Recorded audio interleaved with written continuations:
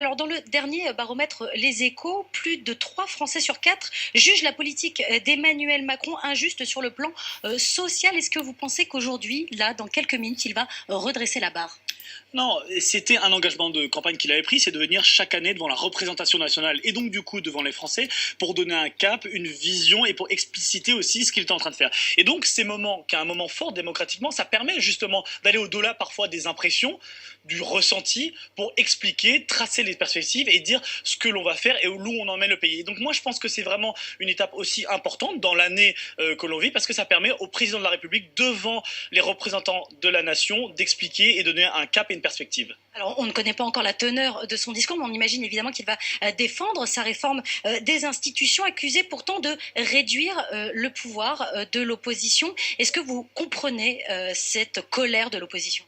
Non, mais c'est caricatural, c'est pas nouveau. Ce qui est sûr, c'est que nous, on l'a pas fait par surprise. On l'a annoncé pendant la campagne électorale, les Français, et on a eu des nombreuses discussions. Moi, quand j'ai fait campagne dans les Côtes-d'Armor, on a discuté de ça, et c'était quelque chose aussi qui était attendu par les Français, de réduire le nombre de mandats dans le temps. C'était quelque chose qui était attendu par nos concitoyens, de faire en sorte de supprimer la Cour de justice de la République. C'était quelque chose qui était attendu par nos concitoyens, de mettre une dose de proportionnel. C'est quelque chose qu'on promet depuis 20, 30 ans. Voilà, on va enfin le faire. Donc, moderniser les institutions, faire en sorte qu'elles répondent aux urgences démocratiques, à la nécessité de transformer le pays, c'est quelque chose qui était entendu, on a voté, les Français ont choisi et maintenant on va le mettre en œuvre.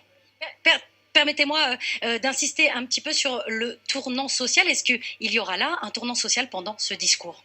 Non, parce que quand on regarde les mesures que l'on a mises en œuvre tout au long du début de ce quinquennat. Il y en a beaucoup qui sont ce qu'on appelle la politique sociale. Mais je pense qu'en analysant la politique avec ses lunettes un peu vieillottes, politique sociale ou pas politique sociale, on se trompe de combat. Nous, ce qu'on fait, c'est l'émancipation, c'est la justice sociale, c'est de faire en sorte que, peu importe où vous habitez, dans les Côtes d'Armor, à Paris ou à Versailles, vous avez les mêmes chances. C'est pourquoi on met le paquet sur la formation professionnelle. Avec cette réforme, on met 15 milliards d'euros en plus. C'est pourquoi on fait le dédoublement des classes de CP. C'est pour ça qu'on fait aussi une politique qui vise à faire que sur les territoires, on ait les mêmes chances. On lutte contre les déserts médicaux, on fait en sorte d'installer de l'internet, de la 3G pour justement lutter contre ces inégalités-là. Donc nous, on ne regarde pas avec les vieilles lunettes de passé en disant on va régler les inégalités après. Nous, c'est à la racine qu'on s'y attaque. Ça peut perturber, ça peut dérouter parce que c'est pas la même manière dont on avait de mettre en œuvre une véritable politique sociale, mais c'est comme ça qu'on la conçoit et les Français sur le terrain, ils le comprennent parce que quand on fait de la formation professionnelle continue, ils voient très bien quels vont être les impacts concrets pour eux. Merci beaucoup, Hervé Verville. Merci.